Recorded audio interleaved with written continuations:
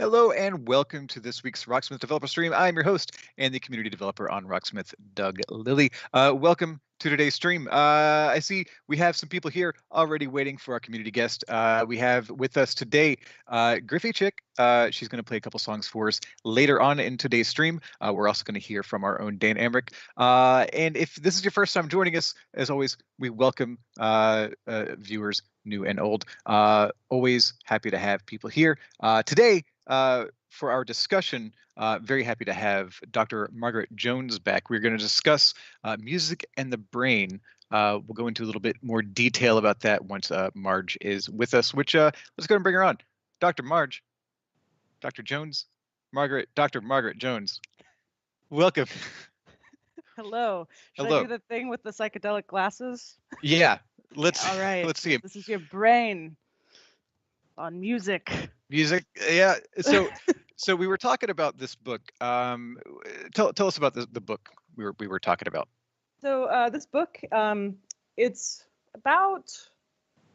almost 15 years old now, but it's sort of like one of the tried and true like mainstays of like popular science, music, cognition writing. Like it's designed for like an educated but like mainstream audience. But Oliver Sacks is a psychologist, also avid music lover. He passed away a few years ago. And he wrote about his experiences and some of the research that he's done into different phenomena where like music interacts with the brain. It's like the ways we listen to music, the ways we think about music, and then also like some of the weird ways that our brain tricks us. Right. And makes us hear things that aren't necessarily happening in the air around us, or like, like hallucinations, or like hearing songs in your head. Sure. The things that, sometimes it's welcome and sometimes it's less welcome. Right. So for people who haven't joined us, if you have any questions for Dr. Jones or myself, hit us up. UB is in the chat. That is Baja. She's our community manager. She'll be taking your questions and sending them along to us. And today, I think we're going to probably ask for some audience participation with some anecdotes, some questions about how music interfaces with your brains, just so we can get a bit of a poll around, get some ideas of how we each interface with music a little bit differently. So one of the first things I wanted to talk about is the idea of audiation. Could you describe audiation, Marge? So, in a nutshell, audiation is hearing music in your head. So, like, let's say you are looking at a piece of sheet music, or maybe you don't even have sheet music in front of you, but you're just you're thinking about playing an instrument or maybe singing a tune, and you're not actually producing any sound out loud, but you hear it in your head as clearly as if it were sounding in the room around you. So, like, the classical musicians will do this all the time if they're reviewing a score. Like, they'll just have the sheet music in front of them. You can read it and you can like understand what the notes are going to be, and you can hear in your head what it's going to sound like before you play a note. The same thing can happen in popular music, in idioms that are like less written down. Sure. Where like you can think about like your hands on the fretboard, or you can think about like moving your fingers on whatever instrument you're playing, and that can also trigger the same kind of response in your brain where you hear it. It's just not actually playing. No one else can hear it. It's just you. Right. And different people have different levels of capacity to be able to sort of hear, like internally hear or imagine. Like, is this connected to imagination? Is this considered an imaginary really occurrence? It's really interesting. And I think it's kind of, I would equate it to like sometimes like in casual conversation, people will be like, oh, I can't carry a tune in a bucket. Or like, it's like, oh, there's this natural talent this person has to like understand music. And like those, I think actually, this is my opinion, this is not Oliver Sacks, but like that has a lot to do with how well you can audiate as much as it is like how well you can memorize patterns. Like memorizing patterns are a big part of learning to play, but unless you can kind of like look down the road a little bit and see what you're planning, or literally hear what you're planning on playing, There's a bridge you need to cross. And that's not to say that if you can't do that, you don't stand a chance. It's also something that you can practice and develop and learn. That's what I was wondering about. So this is a skill potentially that Yes. you can develop, that you can practice. It's the same thing for anyone who has like gone through like any kind of musical training, where like if you talk about like perfect pitch versus relative pitch, like perfect pitch, you're born with a predisposition to it, and like you either develop it sort of early on in life or you don't. And a lot of people who develop perfect pitch, which is like being able to just like someone plays a note on the piano and you're like, that's C. And Right. like there's no question about it. It's just like 1-to-1. Your brain recognizes the pitch and you can identify it. Like some people even kind of consider that a hindrance in some ways, because if you're trying to play in like, let's say, historical tunings, which are a little bit different than modern tunings, everything sounds wrong. Like every single note you play sounds off by like a fraction of a half step, and it's just, oh god, like I can't even imagine. Yeah. Relative pitch, on the other hand, is like if someone gives you a reference pitch, like they give you your starting note, your knowledge of how the other notes relate to that note is solid enough that you can then find all the other notes. Right. So if you see a C on a staff, or if you see it on, say, a note track, and then you see the next note is a minor third up, you would be able to internally hear that jump, hear that interval change. Like I have no idea where C is, but it'd be like da da, like minor third. Right. There you go. And with like that, that's relative pitch, and that was almost certainly not a C. If anyone has perfect pitch in the chat, you can tell me how wrong I was. So this is a skill you can train, especially to hear based off relative pitch. What happens if you start trying to kind of stack sounds, either your ability to hear different instruments or hear chords, or maybe percussion along with melodic instruments? How far out does that tend to complicate things internally? I mean, it does complicate things a bit, but it's the same process. And the really cool thing, the thing that Oliver Sacks like touches on, that like I hadn't really thought about it this way before, is how much just in like the processing centers of your brain, all of it is tied to like physical movements. So like if you think about like memorizing a book, like you're going to use like the visual centers of your brain, maybe the auditory centers of your brain if you think about it like reading it out loud. But you don't necessarily think about like turning the pages or writing things out by hand. But with music, half of the process of actually thinking about playing it is like thinking about your hands and the instrument. So like the guitar is my instrument, like that's the first one I learned on. So like most of the time, if I'm thinking about, a melody or something, I'm thinking about playing it out on the fretboard. Yeah. But the same thing goes for someone playing a keyboard instrument. Like you think about finding the notes on the keyboard. Or like if you're a singer, you think about like what it actually feels like in your throat. That constriction or yeah. And the more complicated it gets, the more like, at least the way I think about it when I'm trying to like transcribe something, if I'm listening to a piece of music and trying to write it down, like I find myself like if I'm trying to figure out what the drum beat is, I'm tapping it out. Or if I'm trying to like figure out what the guitar riff is, like I've got hands on even an imaginary fretboard, just kind of going like, all right, it's like that. The things that we all kind of do in some respect when we're trying to figure out a song we like.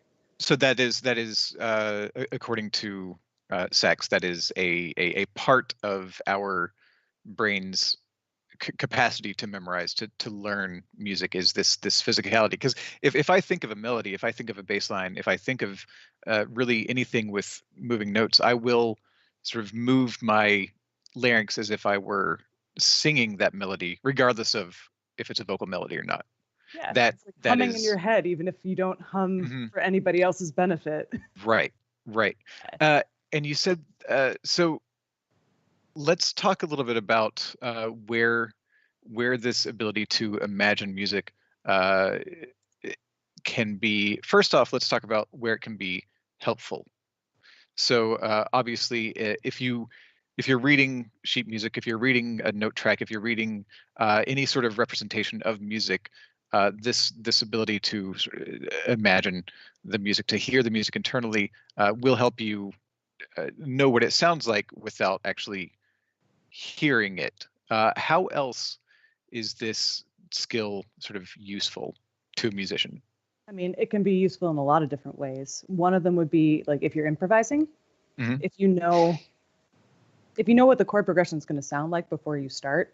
Like, because a lot of times in like classical, or not, like in like jazz, like you'll get the lead sheet and it'll have like just the basic melody like that you get at the beginning of the song, and then you get like the chord progression as it goes through like the verses and the choruses, and then it's just sort of like, yeah, we'll do it in this key, we'll take this many solos, and you're off to the races. Like, what do you do with that? If you know if you can kind of keep all those memories, all these melodies kicking around in your head, and if you Yeah. can keep the chord progressions kicking around in your head, and it's not just sort of like every chord that comes by is just like a surprise, then you can plan ahead a little bit better. And like that kind of it cuts the time at least in half that you'd need to be able to construct a solo that has like a nice arc to it, where you can like be like, all right, this is going to be 16 bars long, so I need like the high point of my solo to be like toward the end, but like not, I don't want it to feel cut off if it goes too long and then the band comes back in. Like all of those things, if you're kind of imagining where that chorus is going that you're soloing over, you can then like plan out when you're going to do like the specific things. Because like even when we're soloing, like those are all little riffs and pieces of music that we've practiced in some other form at some point, right? Like, it's not like you just kind of like pull music out of thin air and it's like, all right, I'm just a genius and like, here are all the notes. No, like you copy riffs from artists you admire, you practice your scales, and like, it's just like, it's the math of like how you connect all these things. And like, you'd never think about that in like the moment as part of the creative process, but like they're all in like the mental Rolodex of stuff that you can use. But how do you string them together? There's the trick. And like, even if you've been practicing your scales and if you've been practicing a bunch of different riffs, like the moment goes and like, it's like, go, and like, like how do I do this? Being able to audiate what that passage is like can make it a lot easier and a lot more intuitive. Like the stuff that like we chalk up to being intuitive, like that comes from sort of some of the practice that maybe we got by accident. Like we didn't mindfully set out to like, I'm going to audiate this song, but that's effectively what we're doing. So like, it's sort of giving a name to like some of the more effective practice techniques that like well-trained, like well-practiced players do to improvise. So that's one. Another one would be, I mean, especially in the classical music world, if you're premiering a piece, like you can't check a recording. Right. Yeah. Like if it's the first time that this piece is being recorded and like someone just put sheet music in front of you, it's like, okay, great, let's go. like you need to be able to like read a couple notes ahead. And like, that's just good practice for like any kind of sight reading. Just like, you know, like by the time that you're looking at the note that you're playing, it's too late. You need to be looking a couple notes ahead. Right. But right. then, You're like mentally you're existing a little bit ahead of where you're existing physically. Yeah. Because you're preparing, you have to prepare your hands or your voice to do what it's about to do.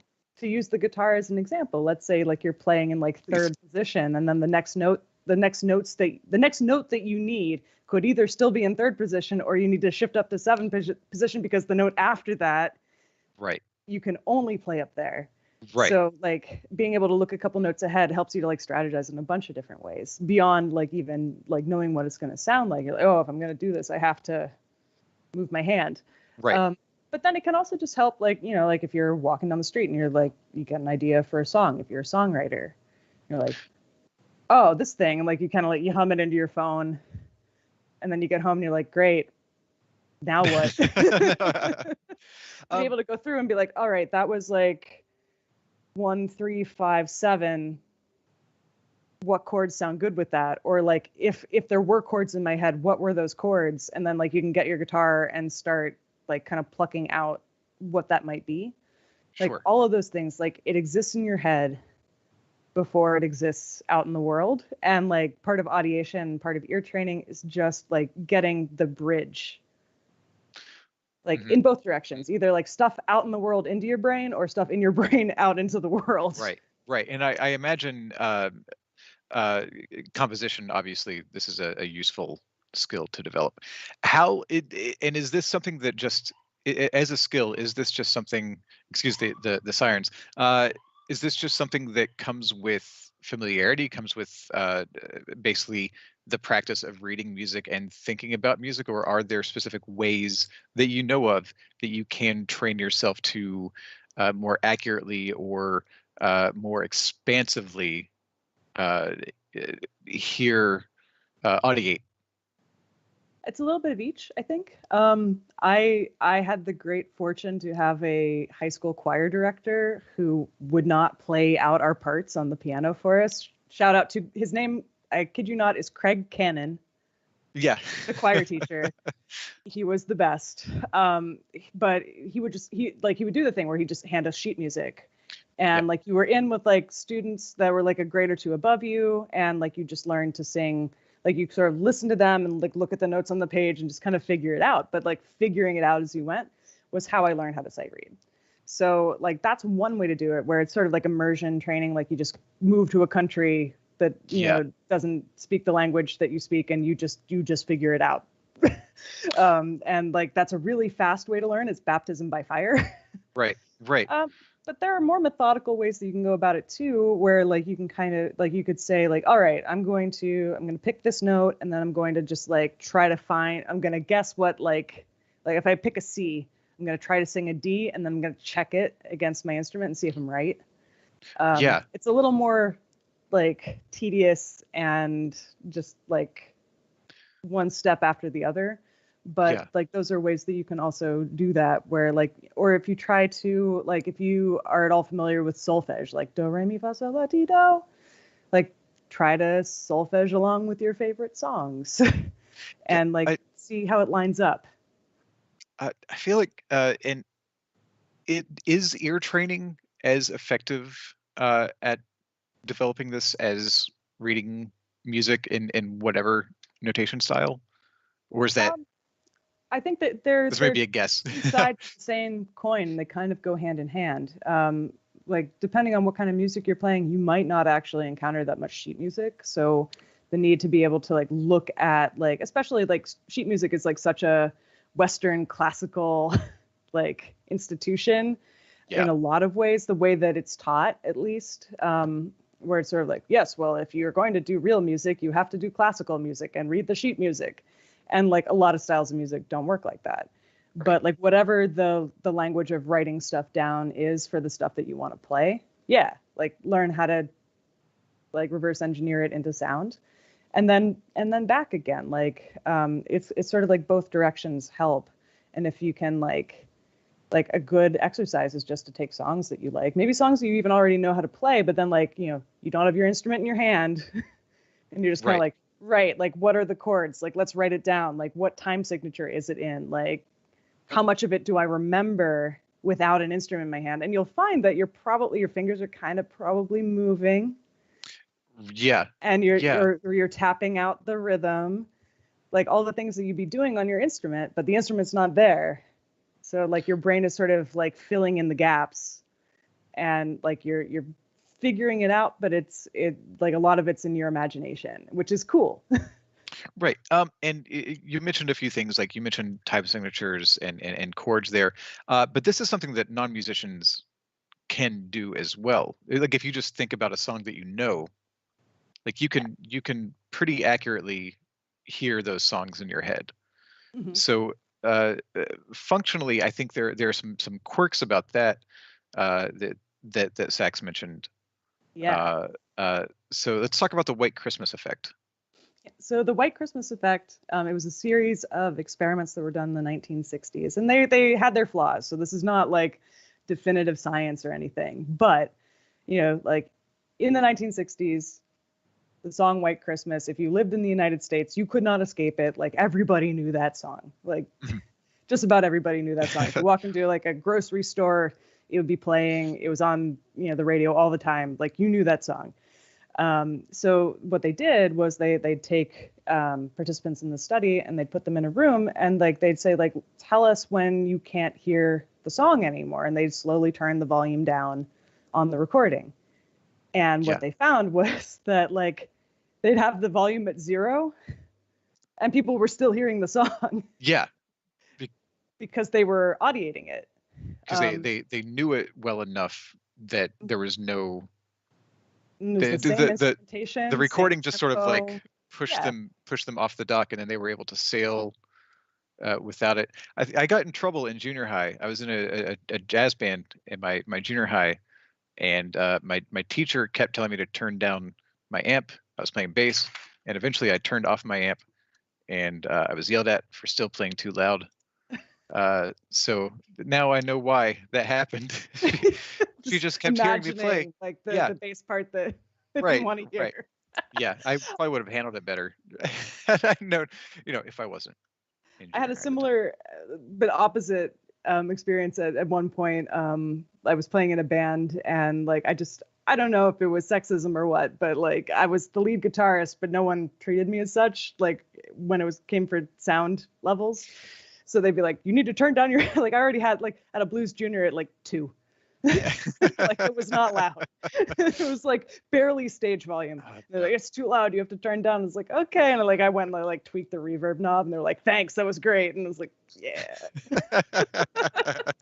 You got it, boss. You got it, man. Like whatever you want. And then people still came up to me after and was like, "We couldn't hear you." Anyway, right. I gripe, but deservedly so. So yeah, let's talk about some of the other quirks of this, which simply earbugs is what or earworms. Earworms, yeah. And Sachs calls them brainworms. Right, which is I guess cue Star Trek. It's a bit, so yeah, the capacity for humans to get a song stuck in your head.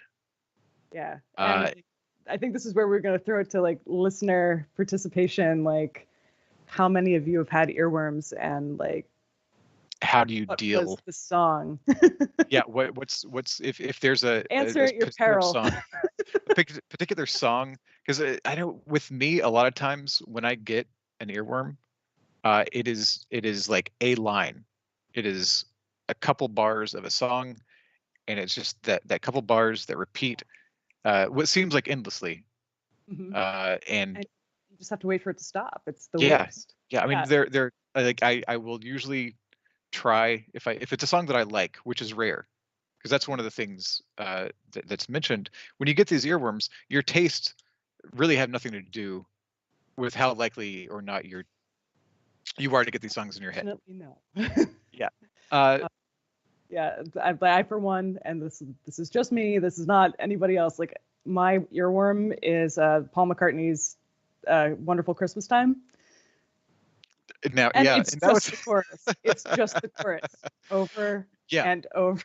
Yeah, over. It just doesn't stop. It's happening to me right now, and yeah, they're transferable too.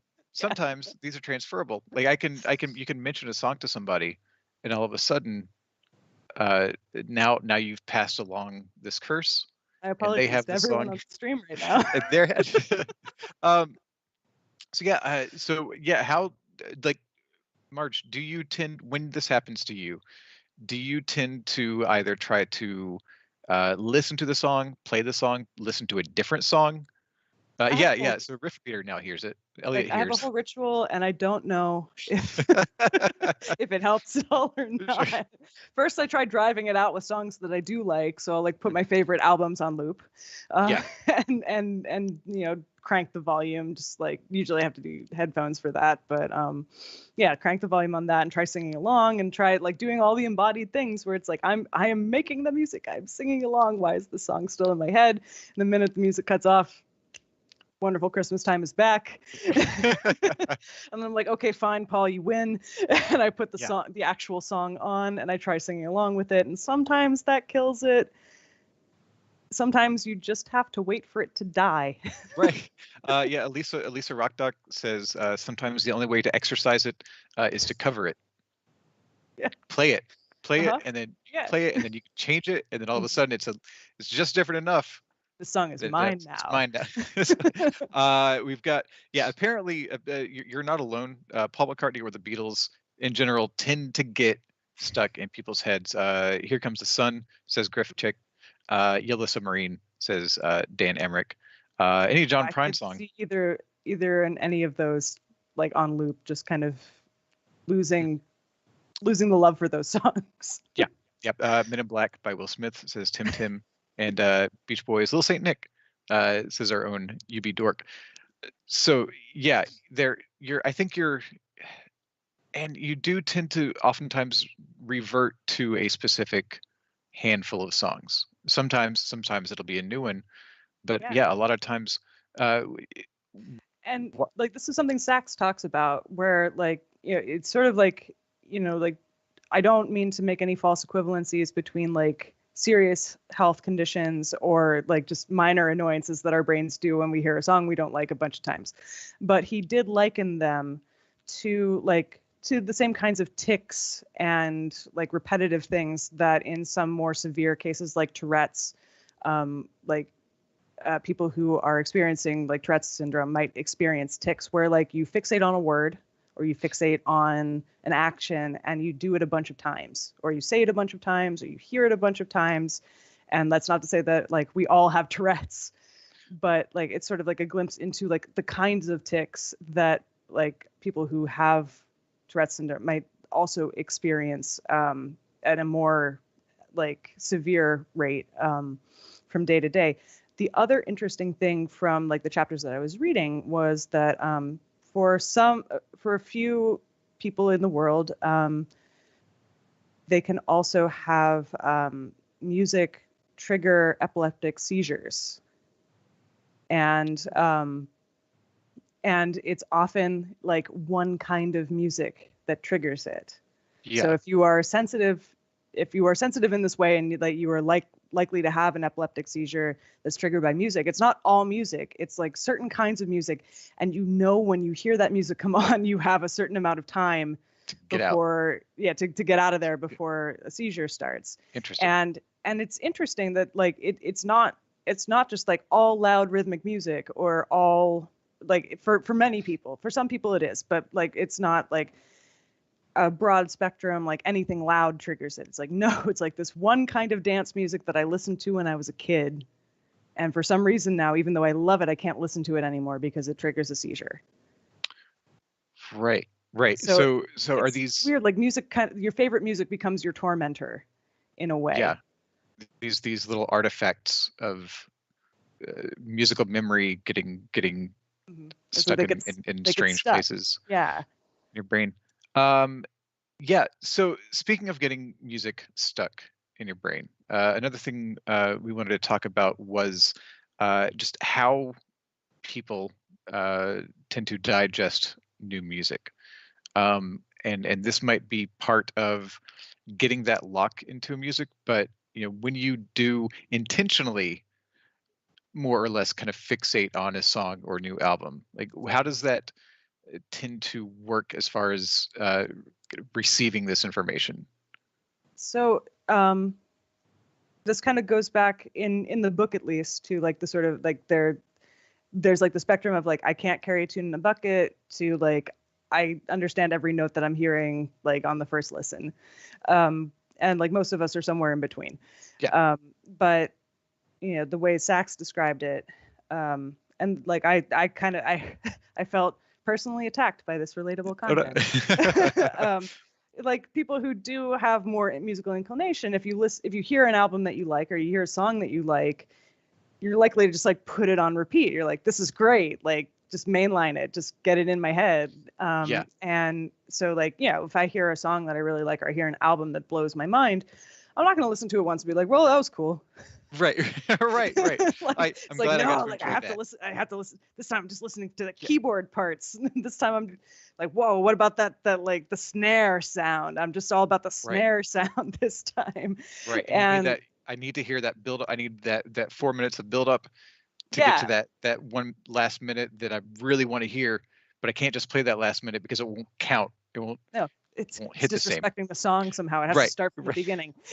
But also part of it is like there's the emotional journey that you go on if you really like the song, especially if it's something that like moves you emotionally, in addition to just kind of being like, well, that was cool. You feel it in your body. Like even if you're just listening on headphones, like a lot of the things that like people are talking about, and like off the top of my head, I can't actually pull the names of the people who are like actually actively writing about this academically, but like your nervous system isn't just your brain. Yeah. And even if you aren't aware of like intense physical sensations, if you're listening to something, like your entire body's involved. And like as you listen, you'll feel stuff. Like you might feel your heartbeat faster. You might like feel yourself breathing a little faster if something is really affecting you emotionally. It's all like your body is more connected than like sometimes we talk about it. And like, yeah, like right now we're talking about like music in the brain, but it's like really it's music in your whole body. Right. Even if you're just a passive listener, like there's no such thing as really just passive listening.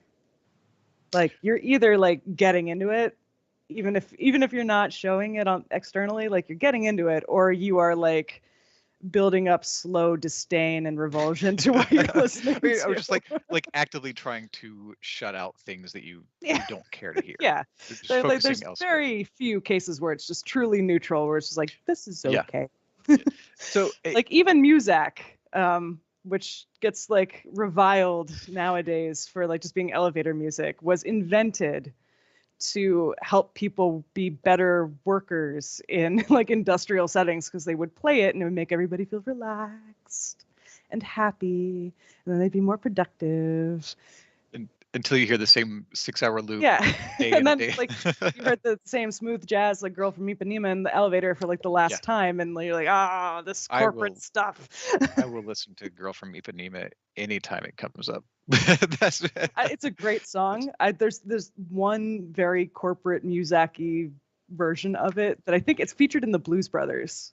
At the end of the movie when they're in the elevator, and it was just like, to me, like as a child watching that movie, that became like the quintessential Muzak. And then I actually learned more about the song, and I was like, okay. So when and it's not just musicians, I imagine, who get fixated on a particular song or album. But I do wonder if musicians digest it differently and consume and basically internalize those new sounds differently. And I have to imagine there's a dopamine situation that's happening, which is why you might get locked into a sound. And I had a full year where on my commute to work, I listened to the same album just because same. Yeah. What was your album? It was Era Vulgaris. Oh, nice. Mine was Andrew Bird's Are You Serious? Okay. Like I was on an Andrew Bird kick. It wasn't a full year, but it was like quite some time where it seemed appropriate. Like the mood of the songs. Like I would ride the bus across the Bay Bridge, and then like just when the songs would change, it was like, this is perfect. Mine was driving down the coast for 40 minutes, and it was like just about the right length, and put me in the right mental state to deal with my job at the time. So it was, which would be a little bit aggressive, but not be too serious about things. Yeah. Sort of like the snarky aggression. Yeah. Let us know in the chat what your on repeat album is. Yeah, because that, I think, and those can come and go from your life. Like I've had albums that I will rediscover, and I'll get locked right back in, as if it's the first time I've heard it. It is, but you get stuck on something for like a year, and then like I haven't listened to that album since that year where I just had it on repeat every time I had a commute, and then I listened to it again recently. I was like, oh yeah, that's a good album. I like that. Should get back to that. Yeah, should listen to it again. So let's give people a few minutes to say if they were to give us any examples of their sort of personally feel-good albums, relatable content. Yeah.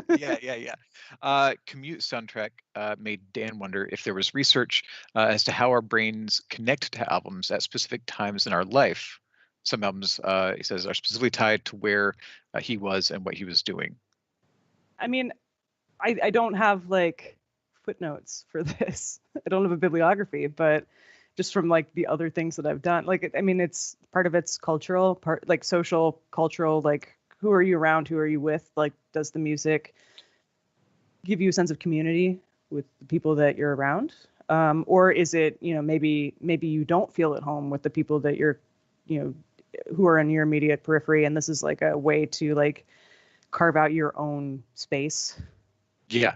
Yeah. Well, I think you mentioned in the notes, talking about how certain songs can hit you like scents will, and take you to a sort of specific mental state of a time and place that you connect to that song, which like I think all is of what. our senses are like tied to like different memories and like nostalgic kinds of things, where like maybe your mom wore a certain brand of perfume, and when you smell that perfume you think of her. Yeah. Or and it's beyond just like, oh, I recognize that as the perfume that my mom used to wear, and because I'm thinking about that, I'm thinking about her. It's like, no, it's just like scent, mom. Yeah, and I definitely have a few songs where, you know, if I hear songs, I will mentally and emotionally go to a specific like event or a certain like game that I played. Yeah. Like there's a lot of Tony Hawk games, a lot of Tony Hawk songs that will put me right back in that. Like I gotta find like a path to follow right now. Or like the song you played to like feel better after like some kind of rejection, if it was like a breakup or you got fired or like whatever, and you're just like, oh, and you put the song on, like you hear it again, and you just go like, oh, again. And now I'm mad again. Now I'm mad again. Or yeah. Or similarly, like this music that was playing when something really good happened to you. It doesn't have to all be bad things. Like the song that was playing when you met your current sweetheart, and you know, it's like, oh, like every time I hear the song I think of this person. That's nice. Yeah. But it's not just sort of like you're like the intellectual like frontal lobe part of your brain is just like churning and going like, aha, yes, this is a song that I recognize. It is the song that was playing on this day when this happened. And now I'm feeling the feelings of love and nostalgia. Aha. No, it's just kind of like one-to-one. It's just like song, feeling. Yeah. Just this sort of bundle of ideas that are all you light one up, they all sort of synapses go. So we've got a few examples of our albums stuck in people's heads. Jono Teague, hopefully I'm pronouncing that right, used to have George Harrison's Best of Dark Horse CD stuck in my car stereo for a year. Jimmer Dead says, currently Nine Inch Nails, The Downward Spiral, but last night I was sleeping to laundry service. Pixie, the main frame, says Peter Frampton Comes Alive and Chris Squire's Fish Out of Water. And Antonio Souza, in high school, I listened to Biffy's Blackened Sky pretty much every day on commute.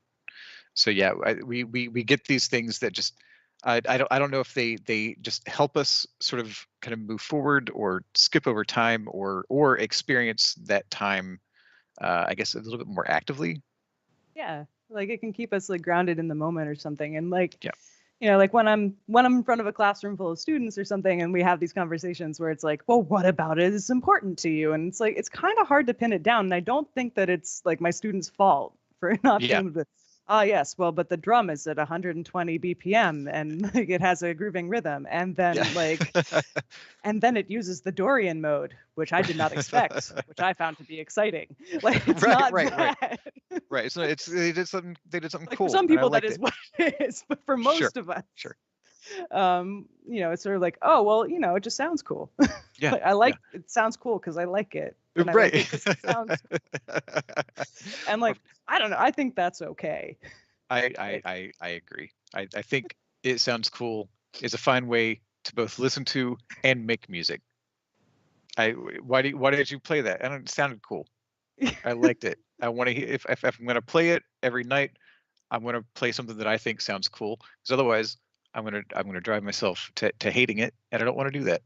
So yeah, Yeah, play something it you think helps sounds cool. practice all the other things, so you get that under your fingers, so you can just play whatever you think sounds cool. But Yeah, like at the end of the day, like you're playing stuff that you think sounds cool. Like you're not yeah, just going like, ah, yes, the Locrian mode. Aha. right. And play a bunch of Everyone's just going to lose their minds over the Locrian mode.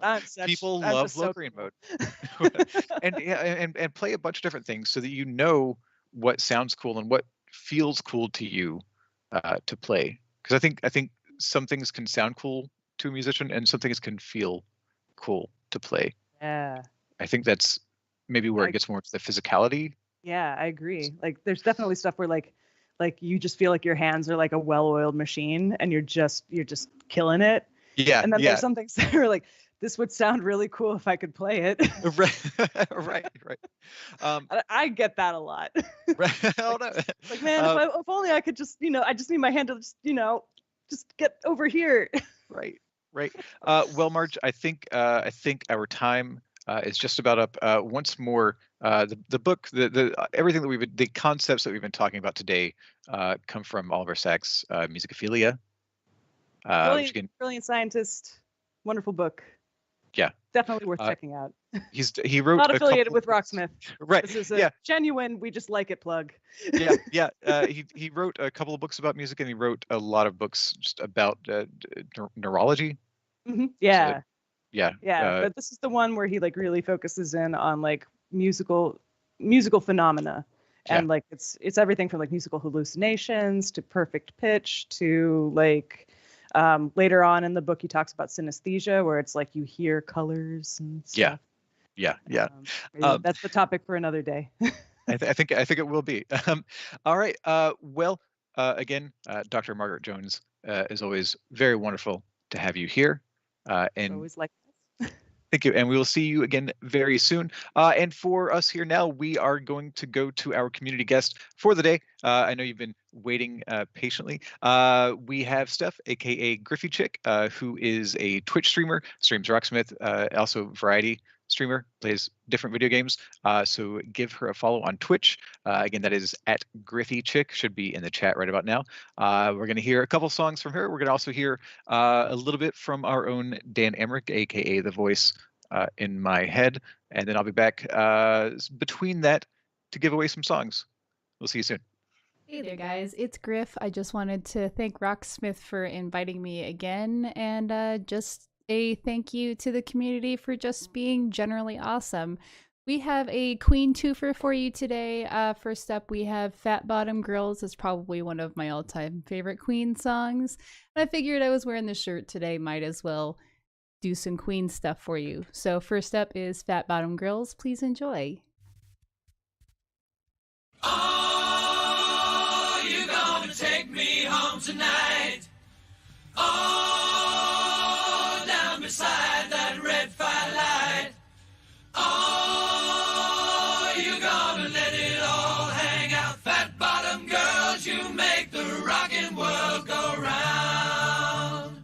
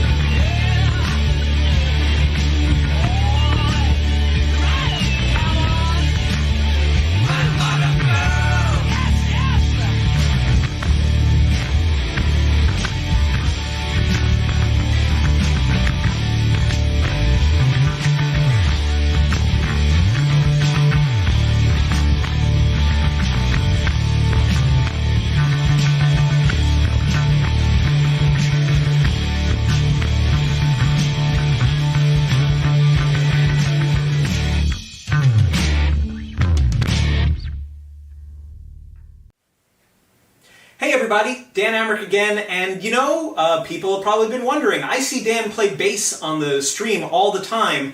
How come he hasn't shown any of his basses? I got better than that. I got a bass that I don't own. This is my wife's bass. The best bass in the house, by far, is the Ernie Ball Music Man Sterling in Blue Dawn. Now this is a hell of a bass. This is American made, so it was kind of pricey. And you may be looking at this and not even realizing that Ernie Ball makes something other than the Stingray. That's their most famous bass. The Sterling is another model named for Sterling Ball, Ernie Ball's son, and there's an entire line of balls named Sterling. This is thinner neck, a smaller body, a couple of other key differences, but this is particularly good for funk. And of course, my wife being a massive funk bass player. No, she just really liked the color, and I wanted to get her something really nice for our anniversary one year. 3-band onboard EQ. It is active, so there's a battery in the back. A 3-way position switch, which is going to get you this humbucker in series, parallel, and then a single coil tap. So it actually does just about every sound I can think of for a bass to make. I like recording with this one. The neck is very slim and very smooth. It's a nice satin finish. The finish itself on the body is called Blue Dawn. It is a combination of a blue burst and a sparkle finish. So it's amazing, and it's actually not something that Ernie Ball makes very often. They've recently put it back into production as a special finish on the St. Vincent with the double humbuckers, but it's not something that has been in the line for some years. We were fortunate in that we found one when it was in production. Due to a colored light being on the bass in the store where we found it, for years we thought it was a green or a teal finish, and I went searching for that for several months before we realized, oh, it was just a green light that was on it in the guitar store. Then when we found it, happily ever after, it's amazing. So, yes, very boingy.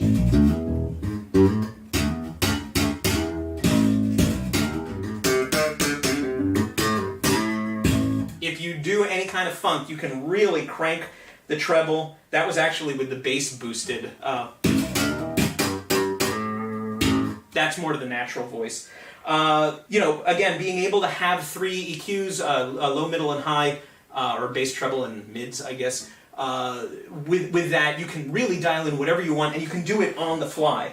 I love this bass. I'm allowed to play it as long as I keep it running well. When it needs string changes, I take care of that. I'm just sort of the shepherd for this. But yes, my wife has amazing taste and a great husband who would buy her this for her anniversary. So this is never going to show up on the stream. This is not allowed to leave the house. So this is the only place you're going to see it.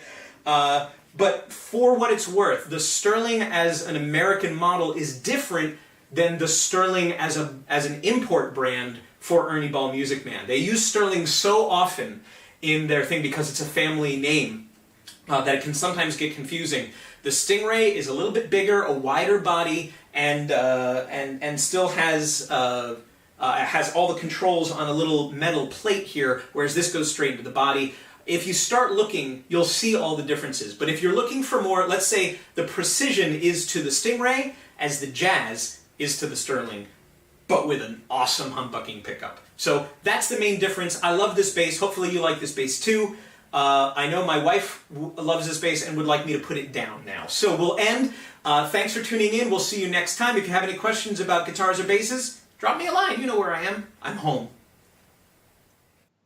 And we are back live. Once again, I am your host and community developer on Rocksmith, Douglas Lilly. You just heard from our own Dan Amrich. Before that, we heard GryffiChick doing some Queen. Steph is doing a double set of Queen today, so I figured let's give away some Queen songs. So if you are live in the chat right now here on YouTube, please look out for posts from UB That, again, is our community manager, Baja, over in North Carolina.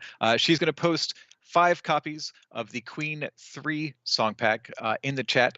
Those are for Steam.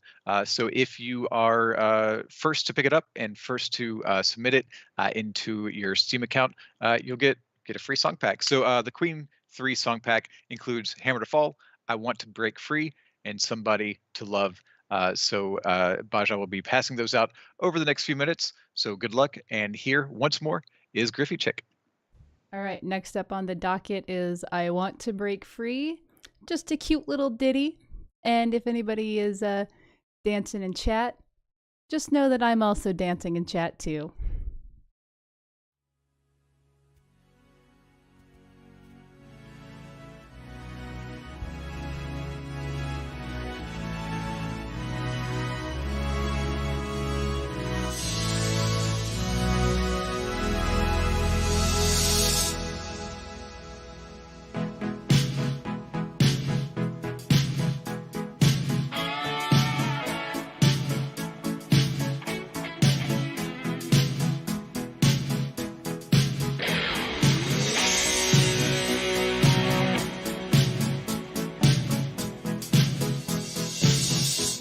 I want to break free. I want to break free. I want to break free from your lies. You're so self-satisfied. I don't need you. I've got to break free. God knows. God knows I want to break free. I've fallen in love. I've fallen in love for the first time. This time I know it's for real.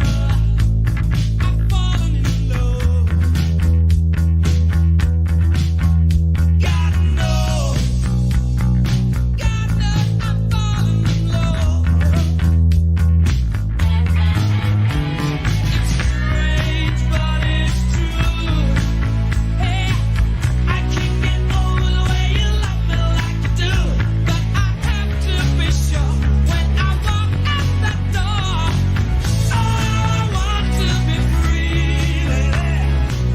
Oh, how I want to be free.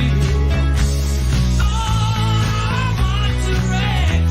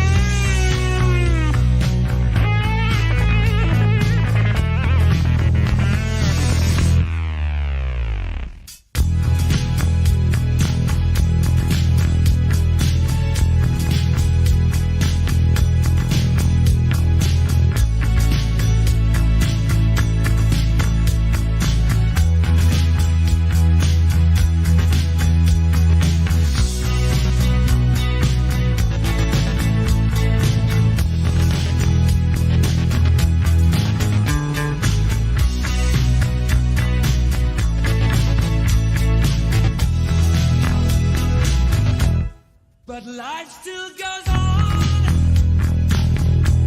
I can't get used to living without you by my side. I don't want to live alone. Hey, God knows. Got to make it on my own. So baby, can't you see? I've got to break free. I've got to break free. I want to break free.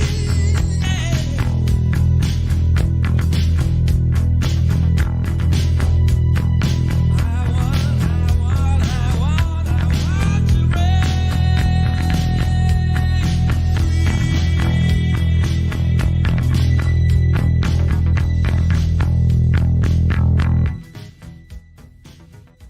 Now, wasn't that fun? Thank you guys so much for hanging out with us. Thank you for hanging out on the Rocksmith stream. And again, thank you to the Rocksmith team for inviting me once again. And you guys can find me at twitch.tv/GryffiChick for more Rocksmith stuff or any variety streams as well. Thank you guys so much and have a good rest of the stream.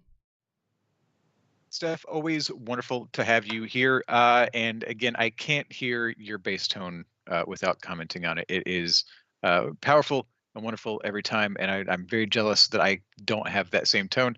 Once again, that was GryffiChick doing a couple of Queen songs.